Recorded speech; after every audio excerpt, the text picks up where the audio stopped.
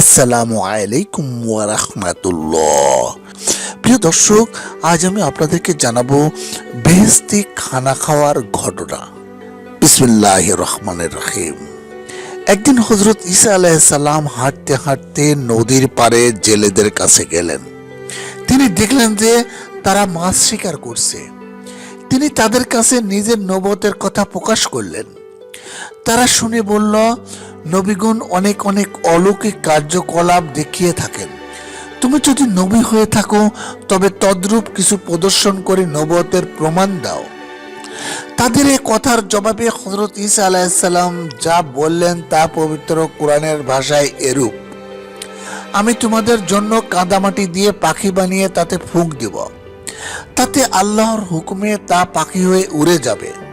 আর আল্লাহর হুকুমে আমি জন্মান্ধকে চক্ষুমান করতে পারি, কুষ্ঠ রোগীকে নিরোগ করতে পারি, মৃতকে জীবিত করতে পারি। আর তোমার ঘরে কি রেখেছো ও কি কি খেয়েছো তাও বলে দিতে পারি, যেন এ তোমাদের জন্য দৃষ্টান্ত হয়ে যায়। অবশ্য যদি তোমরা ঈমানদার হও। আর আমার হাতে তওরাত যা কিছু এসেছে তা আমি স্বীকার করি, এবং তার হারামকৃত কোন কোন জিনিস আমি তোমাদের জন্য নির্দেশ নিয়ে এসেছি। অতএব তোমরা আল্লাহকে ভয় করো ও আমার অনুগত হও। জেলেগণ বলল, হে মরিয়মের ছেলে ঈসা, তোমার প্রভু কি আসমান হতে আমাদের জন্য খানার খাঞ্জা পাঠাতে পারবেন? তিনি বললেন, ঈমান আনতে ইচ্ছুক হও এবং আল্লাহ তাআলাকে ভয় করো। তারা বলল, আমাদের ইচ্ছা হলো আমরা আসমানের খানা খেয়ে আমাদের মনকে বুঝিয়ে লই, আর তার সাথে সাথে জেনে লই যে তুমি আমাদেরকে সত্য কথাই বলছো এবং আমরা এ বিষয়ে সাক্ষী হয়ে থাকব।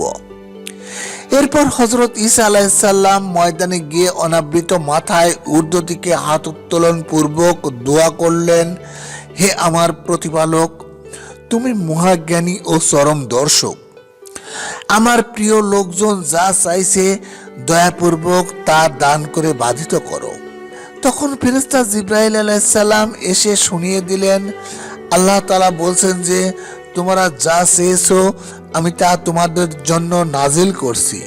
অবশ্য যে অকৃতজ্ঞ হবে তাকে আমি এরূপ শাস্তি প্রদান করব যে তদ্রূপ শাস্তি কেউ কোনোদিনই ভোগ করেনি।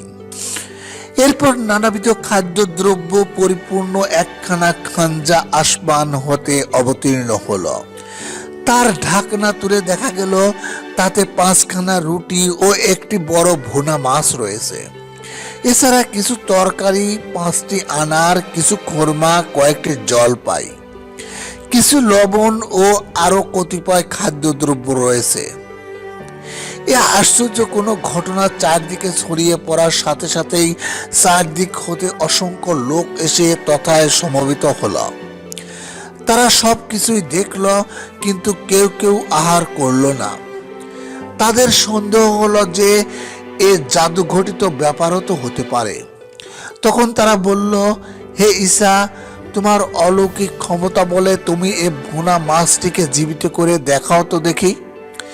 হযরত ঈসা আলাইহিস সালাম কিছু দোয়া পাঠ করে মাছটির উপরে ফুঁক দিলেন। আল্লাহর হুকুমে তখনই তা জীবিত হয়ে সমবেত লোকদের মধ্যে এমন প্রবল বেগে লাফিয়ে পড়ল যে তাতে সঙ্গে সঙ্গে 70 জন লোক নিহত হলো এবং আহত হলো আরো বহু সংখ্যক লোক। হযরত ঈসা আলাইহিস সালাম মাছটির উপর আবার একটি দম করল, তা আবার ভুনা মাছে পরিণত হলো। এরপর হযরত ঈসা আলাইহিস সালাম উক্ত খাঞ্জা হতে খাদ্য নিয়ে সকলের সামনে খেতে বসলেন। কিছু গরিব ও অক্ষম লোককেও ডেকে তার সাথে আহারে বসালেন। অর্থশালী ধনী লোকজন শরিক না হয়ে পাশে দাঁড়িয়ে ঘটনা দেখতে লাগলো। যে সকল গরিব লোকেরা তা আহার করল তারা ধনী হয়ে গেল, আর যারা রোগী ও দুর্বল ছিল তারা সুস্থ ও সবল হলো। পরক্ষণেই অনেকেই তারা খেতে আরম্ভ করলো। সারাদিন ধরে বহু লোক তা আহার করলো। তারপর খাঞ্জাখানা আকাশে উঠে গেল। যারা ওই খাদ্য খেলো না, পরে তারা খুবই অনুতাপ করলো। মহান আল্লাহ তাআলার মসজিদে পরের দিন আবার উক্ত খাঞ্জাখানা আসমান হতে নেমে আসলো। সেদিন ধনী দরিদ্র নির্বিশেষে প্রায় 70,000 লোক পেট ভরে খানা খেল, কিন্তু খানজার খাদ্য পূর্বানুরূপী রয়ে গেল। এভাবে পরপর 3 দিন আসমান হতে খানার খানজা আসা যাওয়া করল এবং প্রত্যেকেই তৃপ্তি সহকারে আহার করল। বনি ইসরাইলগণ হযরত ঈসা আলাইহিসসালামের এই অলৌকিক ক্ষমতা দেখে বিস্ময়ীভূত হলো এবং তাদের মধ্যে অনেকেই তখনই তার প্রতি ঈমান আনল। যারা ঈমান আনলো না তাদের মধ্যে কারো আকৃতি শূকরের মতো হয়ে গেল। পক্ষান্তরে যারা ঈমান আনলো তাদের প্রতি নানাভাবে আল্লাহর রহমত বর্ষিত হতে লাগলো।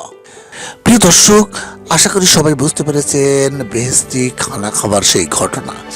যারা চ্যানেলটিতে নতুন এসেছেন তাদেরকে অনুরোধ করছি সাবস্ক্রাইব, শেয়ার এবং লাইক করার জন্য এবং সেই সঙ্গে ইসলামী বিভিন্ন বিষয় প্রচারে সহযোগিতা করার জন্য। সবাই ভালো থাকবেন। আল্লাহ হাফেজ।